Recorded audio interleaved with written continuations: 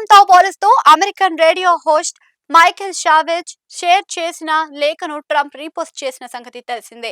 ఆయన వ్యాఖ్యలను ముంబైలోని ఇరాన్ ఎంబసీ తిప్పికొట్టింది.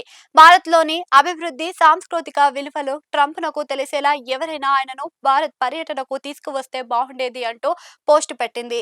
భారత్‌కు వచ్చి చూసి ఆ తర్వాత ఆ దేశం గురించి మాట్లాడాలని హితవు పలికింది. మహారాష్ట్రలోని అత్యాధునిక సదుపాయాలు, సాంప్రదాయ వేడుకలు, పర్యాటక ప్రదేశాలకు సంబంధించిన వీడియోను షేర్ చేసింది. అమెరికాలో అమల్లో ఉన్న జన్మంతా పౌరసత్వ పట్టాన్ని ట్రంప్ ఎప్పటినుంచో వ్యతిరేకిస్తున్నారు. ఈ క్రమంలోనే భారత్, చైనాలను నరక కూపాలు అంటూ ప్రస్తావిస్తూ ఉన్న పోస్ట్‌ను ట్రంప్ రీపోస్ట్ చేయడం వివాదానికి దారితీసింది.